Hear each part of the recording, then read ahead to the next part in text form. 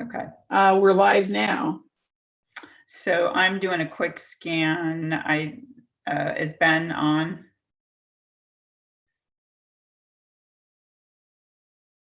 Do you guys see Ben? Ben, are you here? I don't see him yet. Oh, no, I'm sorry, I do not. Okay, well, shoot, well, it's 5:01, so we will go ahead and get started, and I'm sure that Director Bowman will join us here directly. I'm sure it's transitioning from work. So I want to welcome everyone to our November 23rd work session. And this evening, I'm sure all of us in terms of on the board are really looking forward to hearing from our principals this evening and Dr. McCall. Before we get started, first, I just want to say, thank you all for taking one more evening out of your schedule to join us. The amount of work and the stress and what you are providing as just a source and an anchor for your staffs, I can't imagine in this year. And I just want to say how much I appreciate you all in your leadership and what you're doing to support your staffs and your families, because this year is, as I don't need to tell any of you, is like no other. So with that, I will turn this over to Director Robson. And Todd, I think you're going to lead us off onto this journey for the hour. So thank you. I am. Thank you, Board Chair Wolf and members of the board. Good to see you and all of the amazing colleagues that I've had the chance to work with here throughout in terms of SIPs and over the years. So great to see everybody. Hope everybody's doing well. Yeah, well said, Board Chair Wolf, for sure. This has been an interesting journey we've been on. And what we wanted to do tonight was to share the work that continues as we try to really bring together a comprehensive distance learning program for our kids and still maintain rigor in our instruction and support for our schools, without a doubt, from a T&L standpoint, and then also, really focusing on how to make sure our kids are engaged in this new way of learning that we have in front of us. So anyway, what we're going to do tonight is I'm going to share my screen, have a presentation here, just a quick PowerPoint to kind of guide us. So I'm going to hit share screen here, see if I can get that going here. I believe this is what I want to share. And then I want to present. Can everybody see that okay? And I can see it, Todd. Say that again, Lisa? Yes. Good. Oh, okay, good, because I can't see anybody at this point. So anyway, I wanted to welcome everybody tonight around our continual improvement plan, share out this evening. And you'll notice here on this first slide, pivoting to CDL, to comprehensive distance learning. And that pivot, obviously, we've been pivoting since the spring. And then no different as we move through this first 9 weeks of school, trying to really kind of build out, obviously, an experience for kids that's really, really meaningful. With that comes a lot of challenges. But tonight, what you're going to see and what you've seen, board, in terms of the SIPs that have come your way this evening and lately, or just a couple of days ago, hopefully you've had a chance to kind of digest a little bit what you've seen. But just I want to move through here. The template that we used is not much different than what we've used in the past. Tried to do some streamlining, but wanted to maintain, the components that we had in the template in years previous. To keep that consistency and to keep that focus alive. So you noticed in the SIPs problem of practice with the statement that the system isn't serving. We moved to that when we were doing empathy interviews and really digging deep into our data, both quantitative and qualitative data, and to understand what the problem was that we were trying to solve. And so no different this year in terms of really calling out a problem of practice based on the data that we have collectively. And academic and climate focus are two things that are still a part of what you've seen in the SIPs and we'll hear about tonight. And then an equity initiative is still called out as we move down that path. The high leverage action is really important for us. Note the highlights here. When we think about Hedgehog, we're hedgehogging around these things: academic access, kids accessing their experience this year, and that really is going to be tied to engagement, attendance, participation. Those are three things that you're really going to hear that really will give kids, we're shooting to give kids access to their academic experience at high levels through those focus areas. Climate focus, family partnerships is one that really is just at the forefront of everybody's work this year.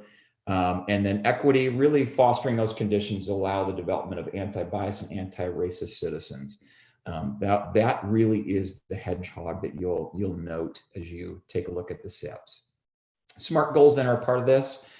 SMART goals, you see the acronym there. If you're not overly connected with that, being specific, measurable, achievable, realistic, or relevant, and timely. So we have goals. Goal 1 is a opportunity gap, closing that opportunity gap. That's really specific to disaggregating our data and finding the subgroups that really are called out that need specific attention.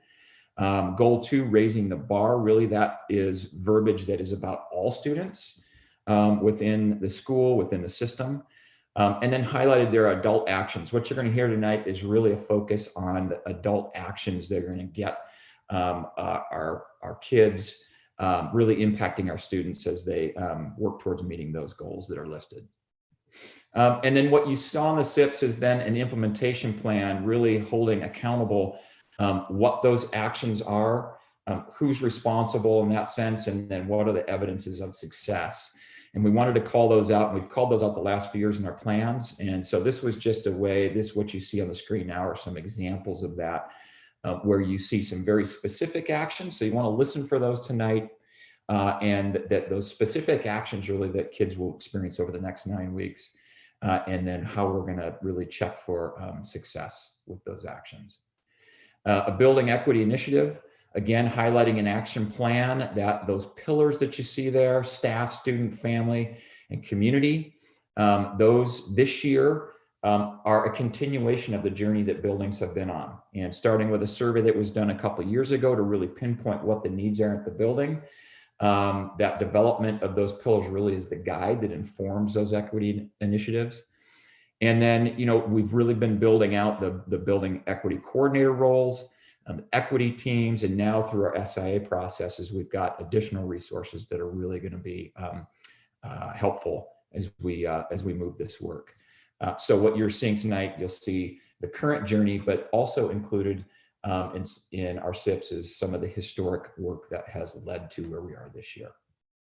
And then raising the bar professional development wise, intentional training is a key to really making sure the high leverage actions are done and done well. And so when those actions are called out, that training, that support for teachers to make sure that implementation is there is vital. And then that partnering with TNL to continue to help support and wrap around those high leverage actions and the support needed is absolutely critical. And so you'll hear about Plan, Do, Study, Act tonight as well. That idea that in cycles, there's a plan put together, and then doing or implementing those actions, if you will, becomes an opportunity then to study what's happening and to be able to act and adjust as needed. Collaboration. This is a key piece. The team of 10 that's sitting with you tonight, although we are missing one principal, really has done a fantastic job of stepping up collaboration. They've always been good at it and have just gotten better at really connecting and collaborating together across the system. You'll hear about, again, improvement science, which really equates to those adult actions. So listen for those. The equity lens that is applied to the SIPs is through and through. The context-specific targets and goals, teacher goals, really are connected to what's happening through our SIPs. And based on our context, you'll hear some things that have shifted as we've pivoted to our CDL programming, and then really building out capacity to be able to do this work. And accountability wise, Lisa, do you want to talk to accountability really quickly? Yes. For this team and any the other two levels, the accountability piece is multifaceted. And that means that we're all responsible for all of our students. And so what that looks like is monthly meetings. This team has met weekly since back in the summer, as well as there's one-on-one meetings with me twice a month, as well as a levels meeting once a month. In addition to that, we also have leadership that is twice a month, K through 12, but also across departmental supports. And that is supports from other departments. For example, the new roles of the family partnership advocates. They work with the building teams and administrators, as well as with the equity department under Director On. But again, we are working across department at all levels, and accountability is definitely a priority, as well as taking time to observe classrooms. Some of the meetings include conversations around co-constructed agendas where, we talk about what's working well for students, but also what's not working, or what are some of the barriers or challenges to student engagement, because student engagement is definitely a priority, and you'll hear about that in the presentation tonight. Thank you. Back to you, Director Robinson. Thank you, Dr. McCall. I want to introduce. We've got our 9 principals here, and I want to introduce Ryan, Jordan, and Jessica. I think we all know each other. Ryan, principal at CFT, Jordan, principal at Bridgeport Elementary School, and Jessica at Metzger Elementary School. And so I'm going to turn it over to these 3 right now to kind of give us start off with some historical perspective, but then also lead us through some initial kinds of themes and work that you'll see common among our SIPs this year. And then we'll move to our principals to share out a little bit about their SIPs, and then leave about 10, 15 minutes, shoot for 15 minutes of questions at the end. So Jessica, Ryan, Jordan, jump it, please. Yeah, thanks, Todd. Director Robson, thanks for having us here tonight, board members. I'm Ryan Blasquez, principal at CFT Elementary. I know most of you pretty well at this point, and proud to be able to open up to represent our team of 10 this evening. Awesome group of educators, better group of people. So like Todd referenced, Principal Mills, Principal Swindle, and I'll give some overview of process and thinking around our SIPs and how we developed them this fall as a group. And while we serve 10 different communities in Tigard-Tualatin, this year more than any other, we've been able to align on some pretty specific shared problems of practice for obvious reasons. And Jordan and Jessica will expand on those hows and the adult actions that are happening in buildings to support access to and meaningful engagement in our program. And I just wanted to start with a little bit about our why. So I'm in my 10th year as an admin here in Tigard-Tualatin, Foreign Student Services, and then this is my 6th year at CFT. And during that time, I've probably seen 8 different iterations of continuous improvement planning documents and process. And we started by using these 1-year SIPs where we'd take some quantitative data in August, we'd build a plan, pull back the curtain in June and see if it worked. Or sometimes we even had to wait till the fall if we were waiting on SBAC data or something. So we then kind of realized that continuous improvement in big systems like ours, that it doesn't happen in 9 months. And so we adjusted to more of a 2-year version that led to discussing our SIPs as these working, ongoing, evolving documents that should be tools and kind of roadmaps for us. And in the last 2 years, we've leaned into doing that work through an improvement science lens. And that basically means, like Todd had referenced, it means thinking about continuous improvement in these smaller cycles of improvement, because there's a lot of overlap oftentimes, or you have to build foundational things before you can get to these more aspirational goals. And so that requires you to look at your data. And an important aspect of this is seeking out the perspective of all the people in our system. Once you have that data and feedback, then you plan based on that feedback and data. You do a strategy or strategies based on that stuff. And then you study the outcomes. Did it work? And if it did or didn't, then you act or make a plan to move forward. If something's a great strategy and it worked to improve the academic achievement and access and the things you're shooting to do, you might adopt that as practice moving forward, or you might say that didn't work. And so you abandon it and you go back to a cycle and continue the work. So this idea of continuous improvement and improvement science, that it's this kind of ever-changing, ever-evolving thing to serve your community, really make a lot of sense together. And the process makes particular sense right now when working to fix these like complex problems. You need to have the perspectives of many, because in complex problem solving, you often only see your piece. So the problems we have in schools right now are obviously new and very complex.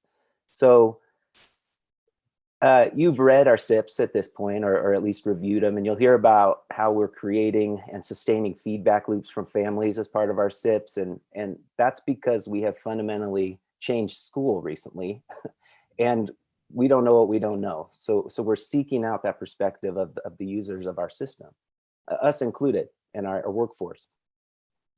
So you probably have seen that none of our action plans or PD plans go much past February, because how could they?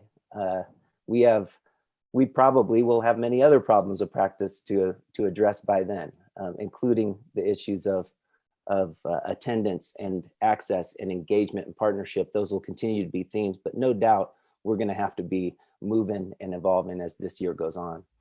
So all those realities have made the list of needs that our families and kids and staff have pretty long and diverse. COVID, social political unrest, changing state guidance, limited time together, which is a big factor I don't think we talk about enough. You know, we're pretty limited in our ability to meet and support staff members because they've onboarded these huge new systems and they need time to work in that. But as a result, you know, we don't have time as a learning community in the same way. And so our families, our staff, you know, we're disconnected, and our data tells us that. And it's the improvement work we're working on every day, all the time, as of November 23rd, 2020. You know, how do we ensure access to instruction? How do we make daily, weekly student expectations clear? How do we communicate that to families? Because they're our co-teachers now. You know, how do we make school fun for kids? How do we make them want to show up, be part of what we're doing? And all that is particularly work intensive because there's so many factors now in access and effective partnerships. And just briefly, an analogy that I used this morning when we were planning some of this stuff is, let's say you have a third grade kid who's not engaging in math class when we're in brick and mortar.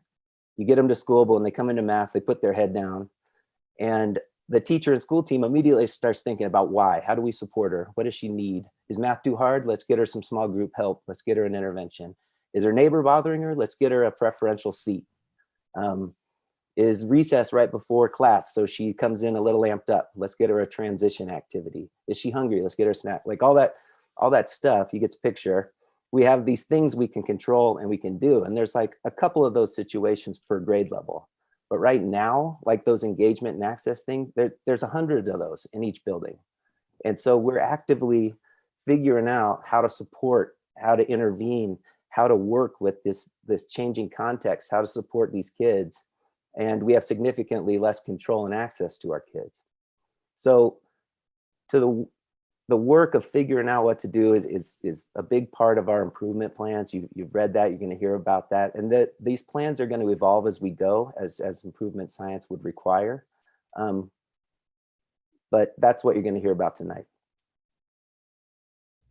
So I think we got Ms. Mills up next. Yeah, thank you.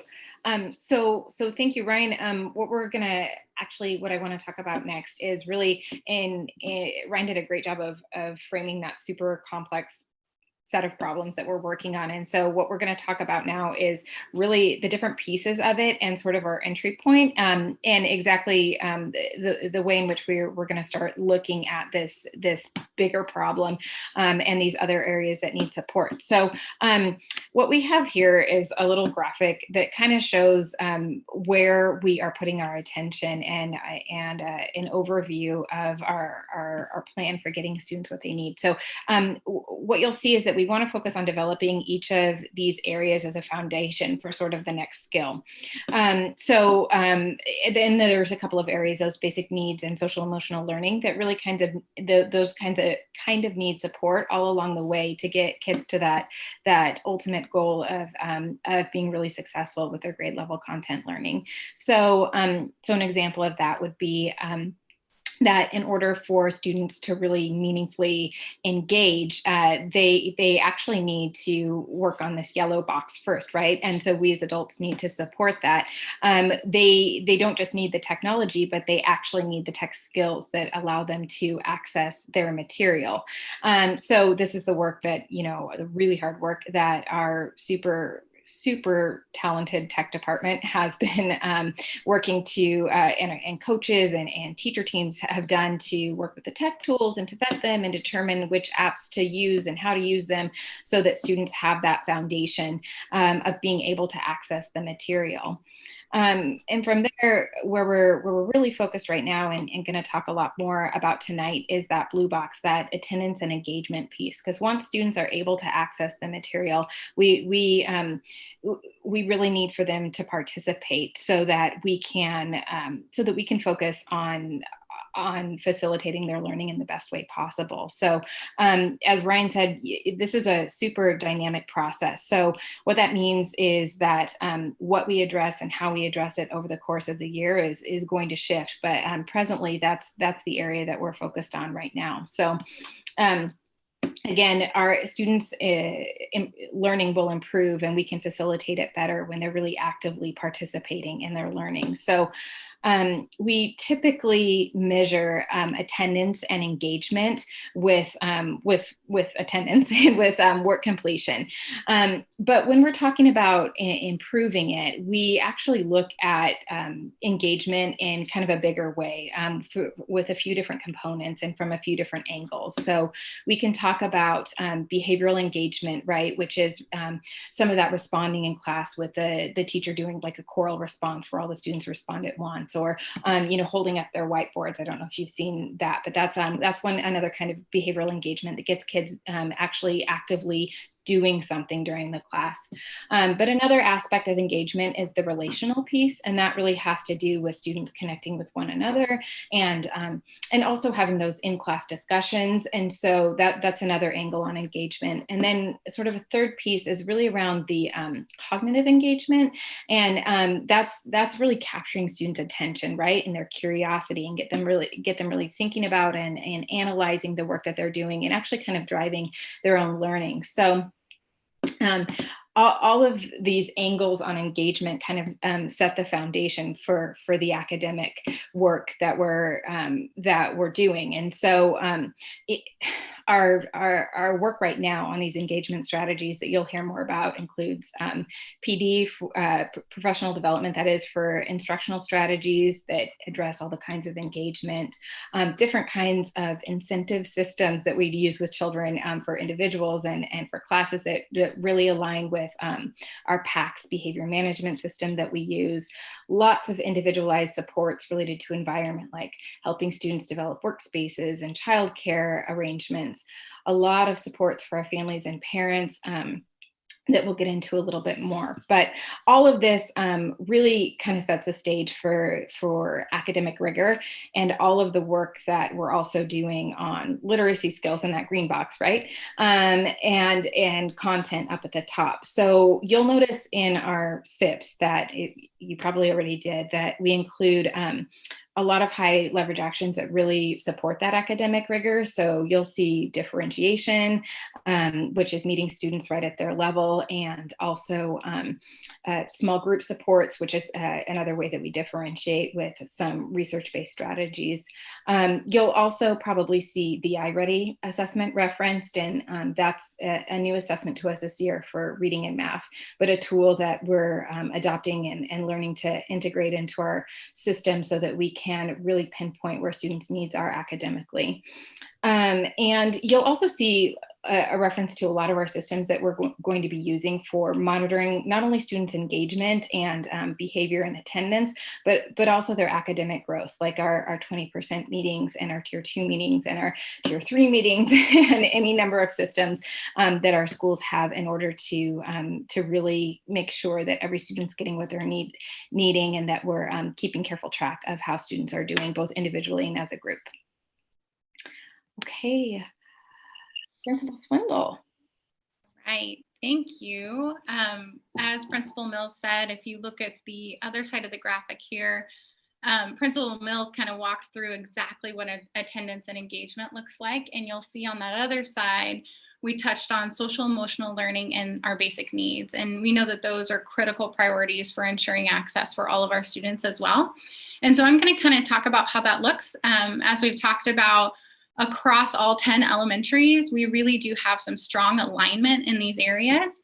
And I'm going to describe it a little bit in terms of core support, the programming that exists for all kids.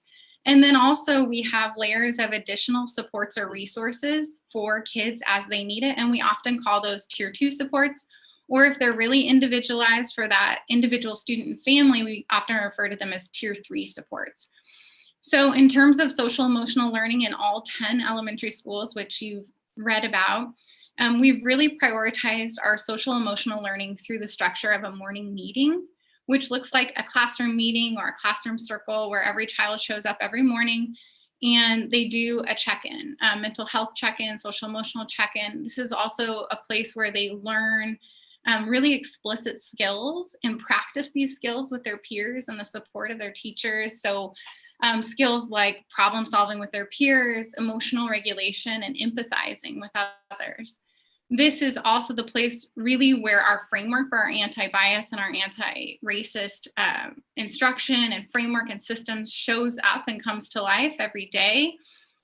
All of our teachers had a training called Toolbox for Critical Conversations, and our students are actually getting very fluent at using some of the same equity moves that we use, like first thought, second thought, and things that we as adults have been utilizing to have tough conversations.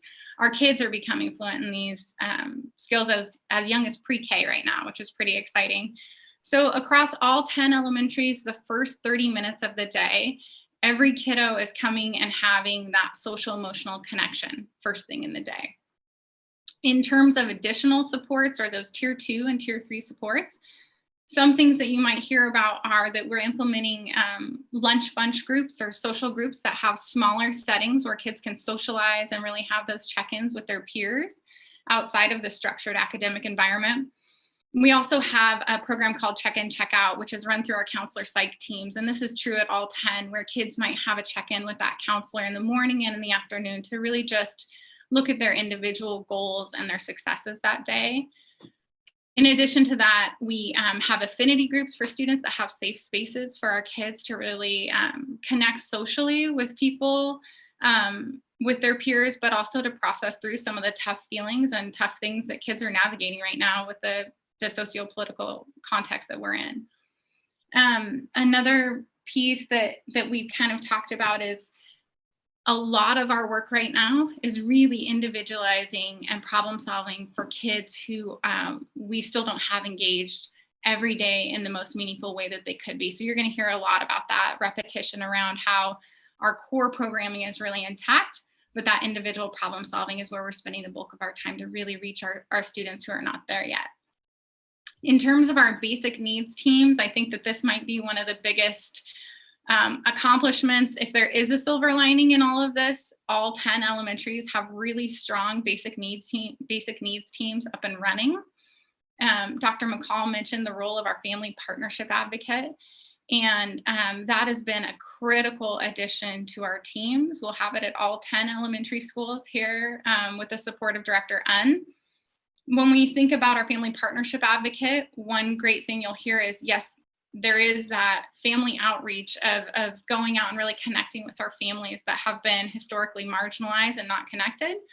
But one thing we want to drive through is it's also this reciprocal feedback loop that we keep talking about, where our family partnership advocate is really bringing the voice of our families who may not have been at the table in the past to really help make decisions and drive the work of how we change and improve our communication and our practice in the building.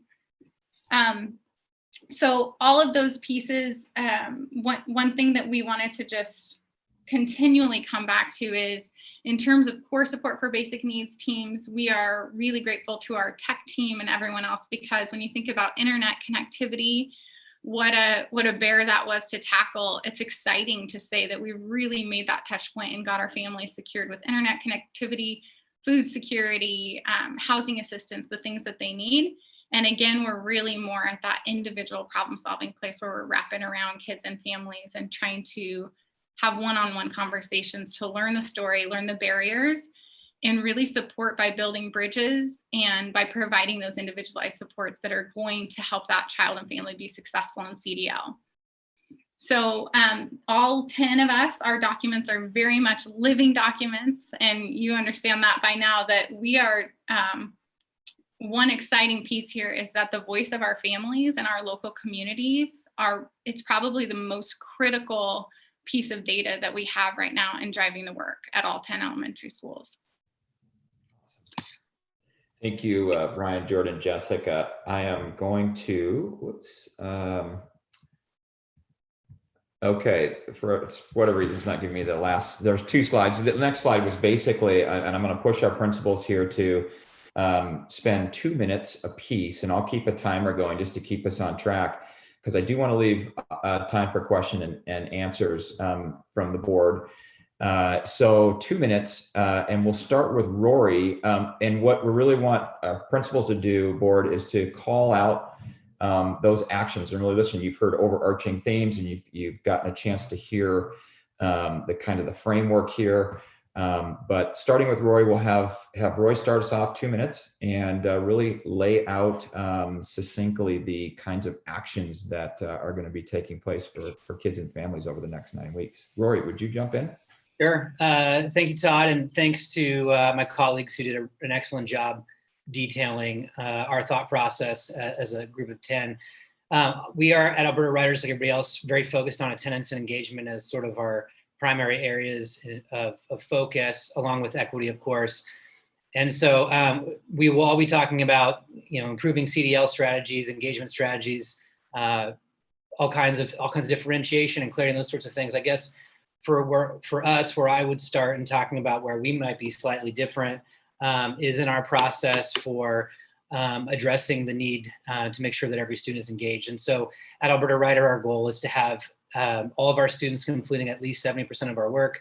We know right now, today, out of 501 students, there are 71 students that are not completing all of their assignments, and 30 of them are students that are Hispanic. So having a family partnership advocate added to our staff will be a great resource for us. We're very excited about that. We currently have a process by which we have those 71 students on a master engagement list. We have a profile about those students, everything from if they're in special programs to if they attend conferences to if they're in the YMCA.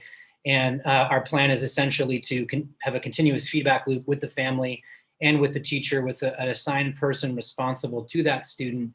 And then once we figure out the need or the barrier, and for some it could just be a nudge, which will be great, we will then apply a specific intervention to that student to try to get them at that 70% rate that we want.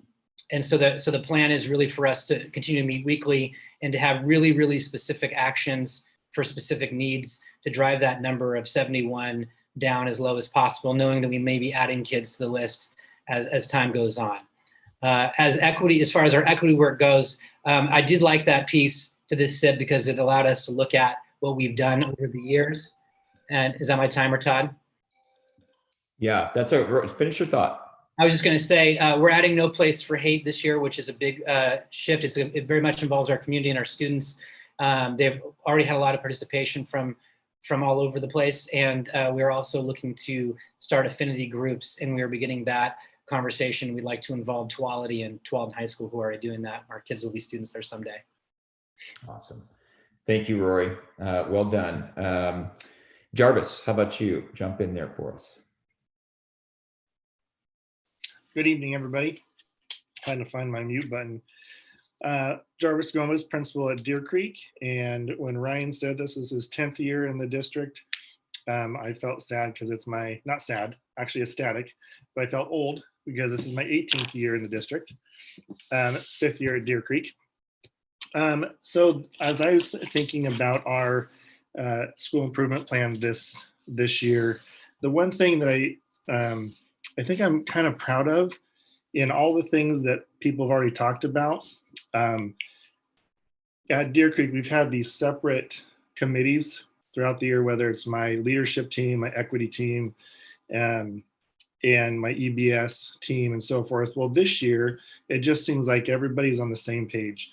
So we have our goals of engagement at Deer Creek, and every one of those groups is truly holding up the pedestal, and everybody's communicating with each other. It's kind of nice. I've got cross-pollination, so to speak, with different staff members that are on 2 different committees, and so there's continuity in what we're doing, which is pretty nice. I want to echo a little bit what Rory talked about, because it's we're calling out very similar things when it comes with engagement and students completing 70% of their work. We do a staff survey once a month just to see where kids are at. Very similar to Alberta, where we have 60% of the students that are not turning in homework are Latino, and so we're working on our Latino Latinx population to make sure that they're getting their work in and doing very similar actions. It's specific to the family and to the student to make sure they're engaged in getting the support that they need.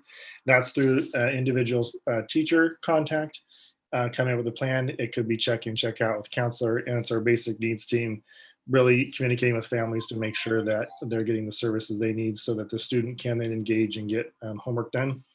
One other thing that is pretty neat to Deer Creek that's going to start next semester is we've partnered with about 15 students from Tualatin High School to start a tutoring club. So there'll be about 15 students at Tualatin High School tutoring our students here, and our goal is to find students that are just on the cusp of just needing that one extra nudge to make sure their work's getting done. So we're really excited about that. So hats off to Kayla Wolf from Tualatin High School. She headed it up. It's pretty cool. Equity, and then I think that I'll probably run out of time, but just to jump on equity here real quick, we want to start affinity groups here. Our goal was to have a multicultural night last year. It didn't happen because of COVID. We're trying to find ways to get our families engaged and do more of a virtual multicultural night in the spring. It will be either recorded videos of students performing a dance, creating making food at home, and then we can share that with our community. So those are just some ideas to get families engaged in our school from an equity standpoint. And I think that might be it. Todd, am I good? Jarvis, thank you very much. Appreciate that. Cleanne, do you want to jump in and welcome Cleanne to your first board work session around our school improvement planning? Hi, everybody. My name is Cleanne Brewer. I'm the principal at Durham Elementary. This is my first year in Tigard-Tualatin as a principal. Echoing what Jarvis and what Rory and everybody else said, our Durham community is really focused on looking at attendance, looking at engagement, and making sure that we are really outreaching to all children and all families who we may not be seeing show up at school every day or who are not completing work, so that we can better understand what barriers are getting in the way of them engaging with us. Some of our actionable plans include we've up to today's date, we've done over 40 home visits. More specifically, when possible, having our family partnership advocate with us, our school counselor with us, and classroom teachers when appropriate with us. Also bringing a translator when needed so that we can speak to families in their native languages. We are also utilizing our basic needs team to pull daily and weekly attendance for all students.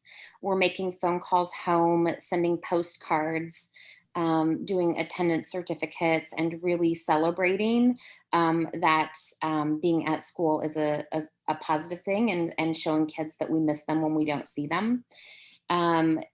As far as engagement with work completion, we are, up to this point, we have been working on providing parent trainings on how to access and utilize the Canvas platform, listening to understand what parts of the technology are getting in the way of their children, either submitting assignments, completing assignments, knowing how many assignments they need to complete, and then going back to teachers, sharing that feedback, and also looking at the platform from a teacher's perspective to make it more user-friendly and organized so that our kids and families can understand what they need to do in order to come to classes and complete work.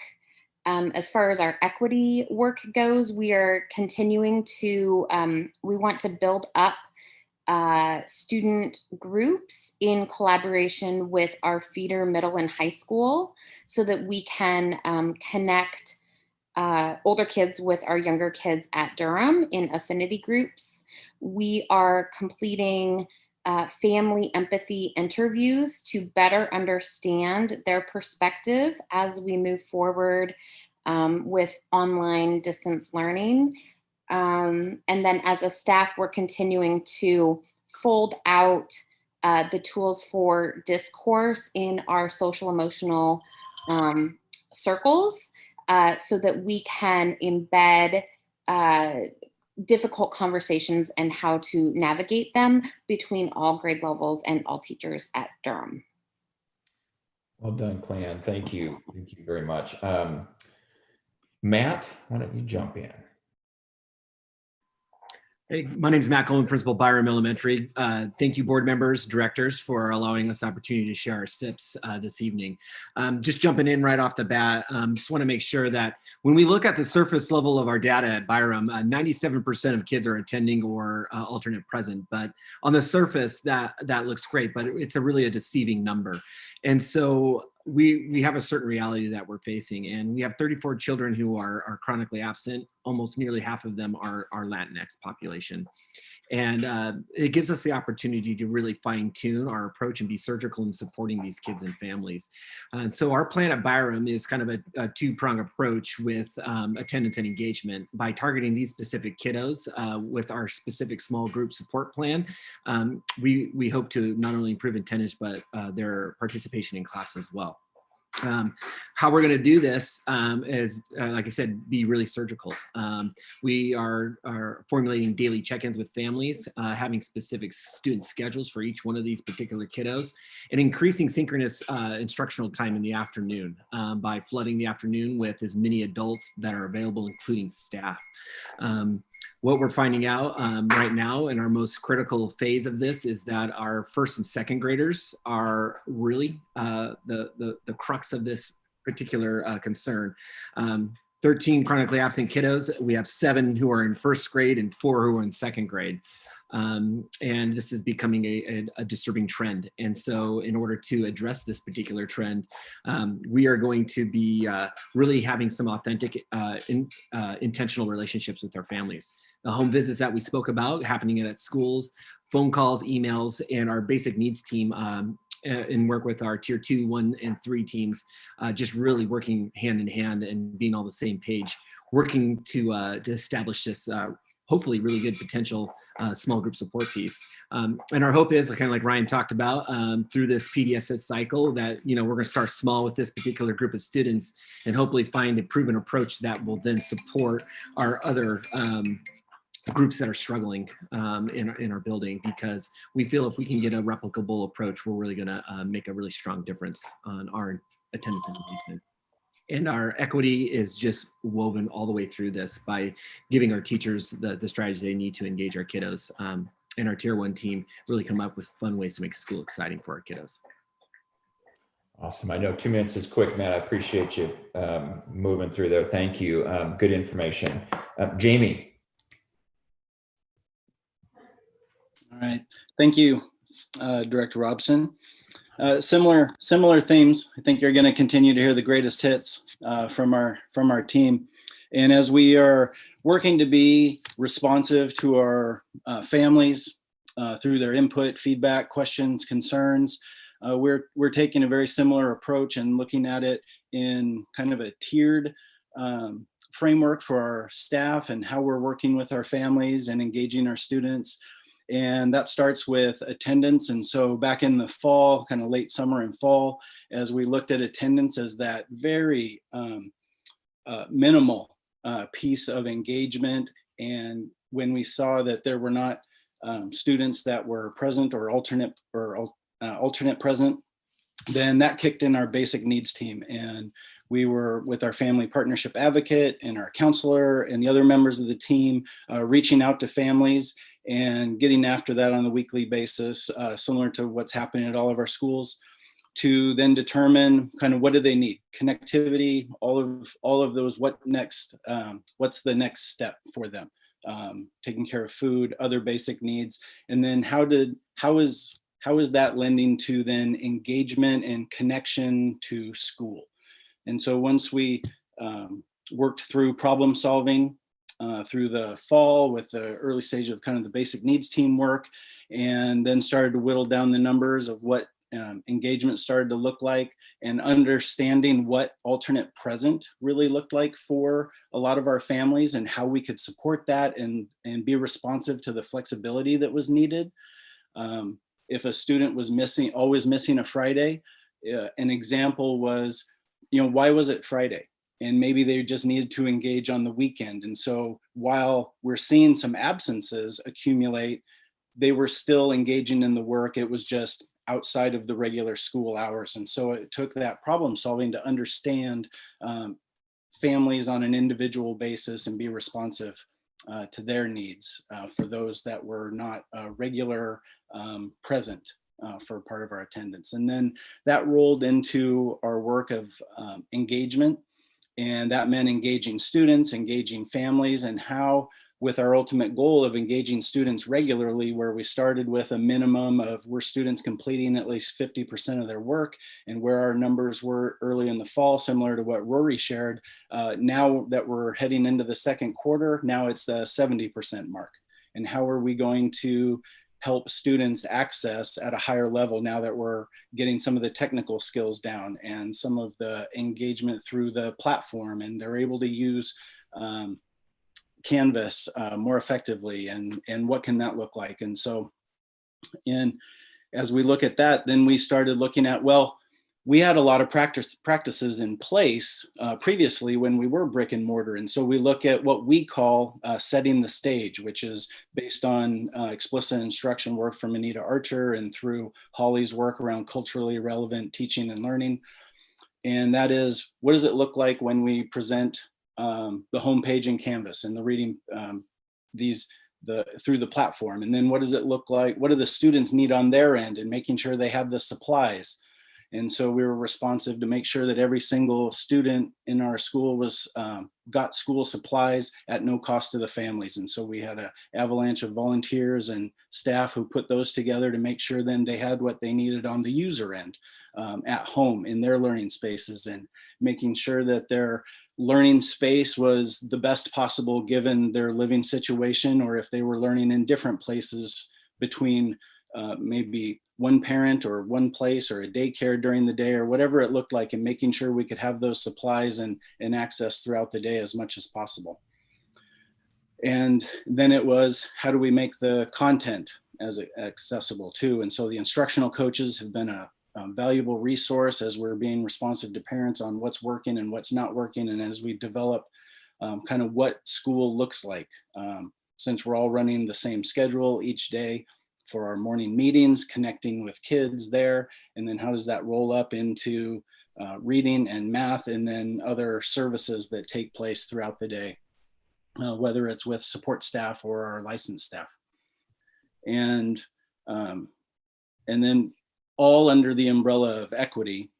And where we've been more hyper-focused starting out this year is being culturally responsive to our families, each and every connection that we're able to make, whether that's through a daily or weekly connection, or if it is through something like conferences where we are saying, what are your goals for your child during distance learning? Instead of making assumptions and telling what the goals are, we're really in that term Ryan used when he was opening up about co-teaching, and what does our partnership need to look like now to be more culturally relevant and responsive as we work with our families at a level that we haven't had necessarily the urgency in the past. Awesome. Jamie, thank you. I want to wrap up with Carrie, and then we'll move into some question Q&A. Carrie? Okay, well, thank you, Director Robson. And I'm Carrie Ferguson. I'm the principal at Templeton Elementary. Glad to be here. And I feel like my colleagues have said a lot of the really good things that I would say, so I don't necessarily want to echo everything. But when I summarize kind of what goes through my mind for my SIP, I think, first of all, when we talk about equity, our access gap has really been highlighted through distance learning. So it's just magnified that we have to really work with some of our families to remove barriers to increase that access. And so I think that's one of the things that became very clear. Has already been mentioned, the basic needs team, which is added out of necessity for distance learning, has been a huge support to our community. And when we first started all of this, we really just wanted to get everyone online, and we wanted to get them connected to an iPad and basic needs like food. But as we've moved up the trajectory, we know that basic needs are being met, and we now need to focus on engagement. So we most of us have surveyed our community, our parents, and one of the things that became abundantly clear in my community was the need for clarity in the classroom and consistency. And this is especially true for our language learners and students that have other access issues. So we took some really important information from our parent community, and we shifted right into professional development around our teachers, not just like training, but also accountability walkthroughs, focus on a really specific clarity checklist that we wanted every classroom to have, because we want to create the simplest pathway to success for our families. So starting there, that's one of the action steps that we've been working on. And then we know that once we create that simple pathway, the engagement is really the key to achievement. And so we want to raise the academic rigor once we have our students engaged. And people have said so many good things I don't need to reiterate, but some of those engagement strategies will look like small group instruction. Breakout sessions are the next topic of conversation in our professional development with our coaches, so that we can equip and empower our teachers to have kids having structured talk that's meaningful, that will increase their access to the content. And you know, also when we left for distance learning, we were focusing on small group really heavily in Templeton's community, because we were focusing on diagnosing and prescribing what the needs were, that we were filling gaps for our students. That hasn't changed, but the environment has dramatically changed the way that we do that. And so we're continuing to take that same, I think, rigor and expectation of the way that we're working with our students specifically rolling forward. But we have to hold this in a really flexible mindset, because we are getting feedback from our community and our parents, and we're working in a very different world. How do we adjust the way that we've always done school to be meaningful in this environment, and to make sure that we're creating access for all of our families? So I think that's it. Awesome. Thank you. Sorry for the dog in the background. Yeah, Carrie, thank you. All right. Well, we are running a little short on time, but well said, principals. At this point, board, let's open it up for questions, thoughts, comments. Board members, go ahead. Well, I kind of want to pick up many of you sort of touched on the theme of COVID and how it's impacted your schools. And Carrie made a comment at the end that made me wonder. So looking forward, do you agree or assume that the gap between students is going to grow this year, larger or more quickly than in previous years because of the vast differences in what parents are able to offer their kids to supplement schools? And if so, how does that impact your thinking for your SIP next year? Like, I guess, how are you thinking about the sort of return to normalcy given the craziness that you've highlighted in your processes this year? I don't know if anyone, that's a big question, but I don't know if anyone has thoughts on strategies or approaches. I don't mind weighing in just slightly a little bit. I think that is the whole focus of next year, just because we know there's going to be massive gaps. And I think our SIP plans need to be built around being even more dynamic than they are now and more responsive. And fortunately, we're starting to really flex those muscles, not just as 10 individuals, but as 10 school communities where that is kind of the expectation. But I mean, it's a huge question. And I think that has to be our focus because the disparities will be significant. There's no way they can't be. And I would just like to add to that. I think one benefit, if we can look at it, a benefit of distance learning has been the partnership that we're developing with our parents that I believe we will carry into our return to brick and mortar, so to speak. We've never relied so heavily on our parents to be co-teachers with us. We're literally partnering with them in a new way. And so I think we're learning a lot from that. And I think that we're going to be able to carry forward. And I also think that we all agree that we're going to have, I mean, everyone's going to have a little bit of a gap, but I think it's going to magnify our equity gap, potentially could be magnified from this experience. And we are going to have to talk about ways that we accelerate, potentially, ways that we supplement and accelerate and enrich the work that we're doing. But I think that the relationships that we develop now with our families is going to be a benefit to us as we move forward. One thing I'd add to the last two sentences that Carrie just mentioned is one action item that we are talking about as 10 elementary schools is working with our first graders, because we saw that there is a gap from kindergarten to now, and increasing some services to just our first grade students because of that gap. So that's an action item doing right now. I have a question regarding the basic needs teams. I'm looking forward to January, and I'm worried about this eviction moratorium that may be going away. Do we have any kind of database of knowing families that might be in danger of facing eviction on January 1st, who we will suddenly have as homeless students in the new year? Is that part of the basic teams strategy going forward? I don't know that we have a database for that, or a formal way of collecting that, but through our basic needs team, if things like that are coming up through conversation, then we kind of have some side notes about some things we really need to pay attention to as we come back after this first holiday this week. Yeah, and we absolutely are talking to our families about that. And we don't have probably a district-wide database, but I'm pretty sure every basic needs team has, at least we do a really strong spreadsheet that has all the information from our families. And we know now, because we've met a lot of the basic needs, we know now that the next up and coming, and we're already getting requests, is rent and utilities.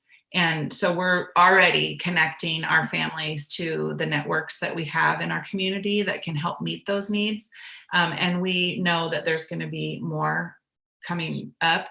The Family Resource Center is already talking about ways that they can beef up their fundraising and bring more resource into the community. So we already have families that we're networking in that direction. Director Zerschmidt also today federally with President-elect Biden's choice of Janice Yellen relative to Secretary of Treasury. He was purposeful in choosing her as she has developed policies relative to moratoriums on eviction and other types of similar policy work. So I would anticipate that we may also have a federal mandate that will support that, but it certainly is a worthy caution for all of us as we're doing our work, that in the event that isn't necessarily forthcoming, that we're mindful of it and wrapping ourselves around families. But I anticipate there may be a federal response to that concern as well. Perfect. Yeah, I'm just worried that there's like a 2 to 3 week gap in there in the beginning of January. Yeah, understood. Director Fox, Director Emerson, just want to be mindful of the time, but please, you guys, if you got a question, jump in. So, okay, so so a couple things. First of all, you guys, thank you. I know that I'm just going to go right back to the first thing I said. I know this has been extremely intense, emotions high, academic just demands, everything. Has not let off since day one. So thank you for that. And I guess I really appreciate just kind of the detail for all of you. And I also, after looking at SIPs for 12 years, appreciate the consistency and the strategy of what is it that we're trying to focus on. And I really appreciated honing in on the critical piece right now is that gap and engagement and what do we need to do. So on that point, what do you need from us? What support, as you've really kind of navigated this first quarter and really tried to figure out what are basic needs? How do we focus on that? And I think about those tier one or those one-on-one needs, that becomes really intense on time. And I really appreciate the high demand of what you're wanting to accomplish, home visits, and just all those pieces. So what is that? What do we need to focus on? How do we, and I'm certain that Dr. Lisa, Todd, Dr. Sue have asked you that a million times, but what do you need from us to really continue this amazing work you're all doing? Chair Wolf, we need a vaccine. Well, no, it's right up there on my shelf, Todd. Let me just. You could send that our way. That'd be awesome. Actually in my freezer. Just let me go grab it for you. Right, exactly. No, well, I will just speak to that very quickly. From the chair I sit in, TNL, I just appreciate the heck out of our board for the support and your willingness to dive into our school improvement plans, and as you have every year, and just really knowing the business of our schools and really advocating as you do. I think that's vital. And I just think to our principals out there, I asked that same question from the TNL chair, and keep coming back to what you need from us. And so that the collaboration, we just need to keep that going. It's just outstanding, and folks are stepping up saying, I need X, Y, and Z, and really putting it out there. So keep that going, team. You're doing a great job. Can I also just say for the team, I know last year, my first year, I could see that this team was very collaborative.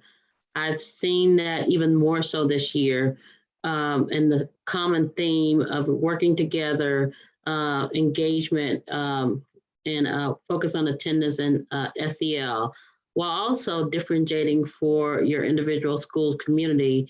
But when I meet and talk to you, you can clearly by name talk about students and families and about what they need, but also the outcome that you hope to get. And it goes back to, I think, Director Bowen, you said about gaps. I think this team, they're going to be studying, their plans are living documents, as you've heard tonight. And again, going back to the theory of action, if we as a district do what we need to support our building leaders, then they're able to support their teachers, therefore their teachers supporting their students. And so I think amazing team. Well, and I know I want to be mindful of the time and let everybody want to grab something. I'm certain I'm curious to continue some of these conversations with you directly. The plans were great. Some of you got permission requests from me as I tried to dig in a little bit deeper, and I appreciated that. And Jamie, I'm curious to learn more about your alternative attendance. I was struck by that when you said it. And so as you shared, right, if you stop and look from a different perspective of when they, are getting that information, maybe on an asynchronous, level, but I'm doing it on the weekends because the week doesn't work. I mean, that's intriguing to me. Or even carry on, clarity of work. And so I just, there's so much here, and I could probably ask you questions for 2 hours, but I'll spare you all that.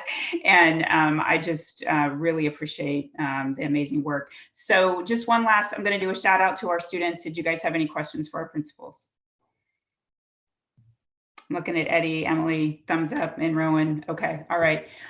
With that, then I think that we are done with this component. And again, you guys, I know you're working so hard, so thanks for giving us another hour plus of your time. And shout out to those that let me sit in classrooms as well. It's been a great learning experience, and I really appreciate that a lot. So it's been awesome. Okay, all right. Thanks, you guys, and we will return at 6:30. Thank you. Actually, I have, sorry, not for everyone, just because this is the break. Tualatin newspaper just like released a new issue, so I just want to let you all, because